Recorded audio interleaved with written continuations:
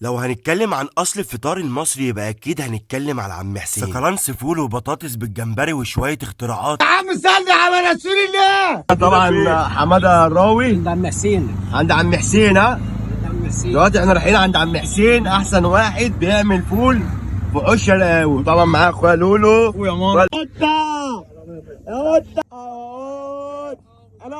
وعلشان تروح لحسين الفيومي هتنزل الدرب الاحمر عند بوابه المتولي في حشه القهوه، وعلى ناصيته اشهر محل مخلل. وعم حسين مشهور جدا بالاختراعات وبيقدم لنا اكتر من كذا نوع، من اول جوده الطعميه لحد جوده الفول. وده غير الفول بالطماطم اللي بيقدمه، عايز اقول لك فكرني بالطعم الاصلي بتاع زمان. وانا من عشاق البطاطس الجمبري وهي بالفعل مميزه عنده جدا. وعن اجمد اختراع دقته عنده، لاول مره اسمع عن حاجه اسمها فول بالسكالانس. وده غير الشباب الكويسه اللي واقفه معاه جوه المحل. وعن فول السكالانس اللي اتكلمت عنه بقى، بيحط لك سمنه بلدي وبيقطع لك بضايه عليها. ده غير انه بيحط بسطرمه، وبعد كده بعد كل ده بيحط لك بقى فوق الوش الفول. صلى على النبي، اللي ما كانش فول عند حسين الفيومي ما كانش فول قبل كده. ونخش بقى على هستيرية الطعميه، او بالظبط زي ما بنقول كده بقت دلوقتي عندنا في مصر جرين برجر، لانها بتتقدم عند عم حسين بالجبنه الكيري وبالبسطرمه وبالخلطه، واللي طبعا سحلت قلبي معاها وبشده جميله وهي جدا. طعميه او بالظبط كده خلينا نقول جرين برجر بالجبنه الموتزاريلا. شايف يالا الحلاوه؟ صلي على حضرة النبي.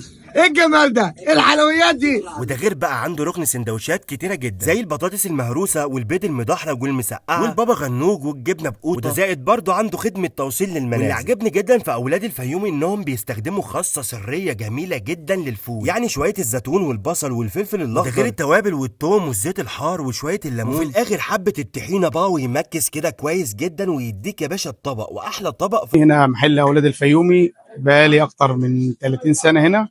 بدايتي كانت بعربيه، مع يعني تجتهد مع الحياه وتمشي ربنا يكرمك. الفول عندنا درجه اولى بلدي، انا ما بدربش حاجه، بلدي درجه اولى، زيت حار برضو درجه اولى، سمنه بلدي، كل حاجه نظيفه، انا ما فيش تغيير، هي الحاجه توب التوب. معاك فلوس تاكل، ما معاكش تاكل، احنا برضو محبه الناس دي عندنا فوق كل شيء.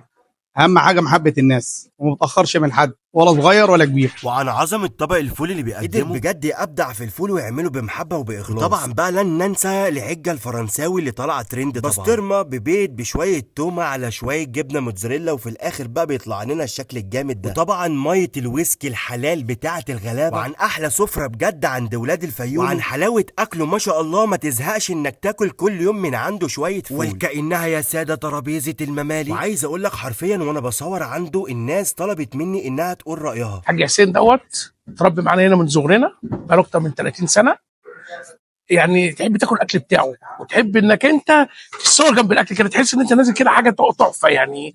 وبعدين ايه، مع الكبير والصغير محبوب حب مش قادر اوصفه لك يعني. اخونا اخونا اخونا، ومتربي معانا كلنا. احنا طول عمرنا بناكل من حسين، حاجته نضيفه. انا فاتحه محل هنا، وبصراحه مع الكبير والصغير يعني مش قادره اقول لك، ما بيزعلش حد، اللي معاه بياخد، اللي ما معهوش بياخد. غير ان ما شاء الله طلباته بتوصل لحد مديريه الامن والسيده عيشه. وعن تحدي الجوده بيني وما بين اخويا لولو، ولكن حرفيا الاكل كان جامد جدا. وعايز اعرف منكم في الكومنتات بقى، لو قعدتوا على ترابيزه زي دي هتخلصوها في قد ايه؟ وعايزكم بقى تشيروا الفيديو كتير جدا، وما تنساش تيجي تفطر بقى في حوش شرقاوي في الدرب الاحمر عند عم حسين. وخدنا بقى راي الاكيله في السفره الجميله. والسلام عليك يا لولو. فول عم حسين قد الدنيا.